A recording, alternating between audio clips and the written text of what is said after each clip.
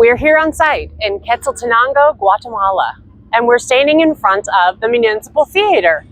However, it almost looks like we're in ancient Greece, and we're wondering why we're finding so many neoclassical, Grecian, Roman-looking buildings in this town.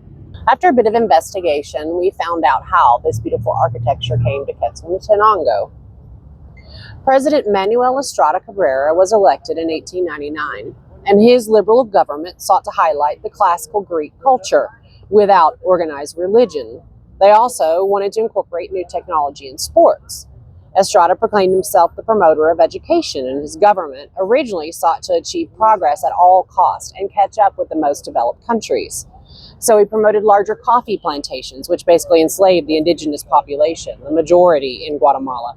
And he urged the completion of the Northern Railway, which would link the Atlantic and Pacific Oceans and compete with the Panama Canal. During his 22-year reign, secular education was promoted to push the liberal ideals and to do away with religious education. He said his administration was not godless, but rather their God was wisdom. Thus, he created the Fiestas Minervalias, honoring the Roman goddess Minerva, also known to the Greeks as Athena, goddess of wisdom. Greek-style temples, known as Minerva temples, were constructed after an accident occurred at the first occasion when a temporarily built structure collapsed onto the woman playing Minerva and the girls playing her vestals. The Catholic Church said that this was punishment from God, and many rumors and scandals spread about Cabrera after this. The celebrations took place on the last Sunday in October, and they included a school parade and ceremonies that occurred in specially built Minerva temples, like this one here in Quetzaltenango.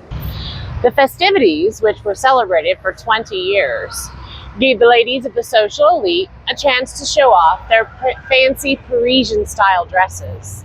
The common people took advantage of the occasion to relax from their daily routine under the iron-fisted Cabrera.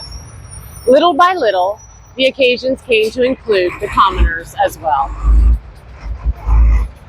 Gradually, exhibitions were introduced. These included exhibitions of science and new technology. In fact, in 1914, airplanes were presented, something never seen before in Guatemala.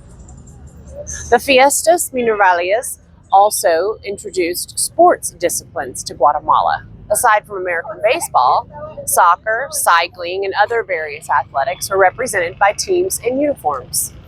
The Fiestas Minervalias were celebrated from 1899 to 1919. But when Cabrera was finally overthrown in 1920 by being declared mentally incompetent, he was no longer seen as the protector of the youth and education. Instead, he was known as the usurper, the autocrat, the barbarian from La Palma, and anything associated with him was avoided. Thus, the fiestas ended. But here in Quetzaltenango, they did not stop using the Greco-Roman architecture. In fact, they continued building in the neoclassical style. Hi, I'm Michelle, and this is Brian, and we hope you've enjoyed watching History on Site. A few years ago, we sold everything and took off to travel. We enjoy finding stories, myths, and legends about the historical sites that we visit. So if you enjoyed this video, please let us know by hitting that like button. And we would appreciate any comments or suggestions that you have. If you'd like to see more History on Site, hit the subscribe button and don't miss our upcoming videos. Thank you.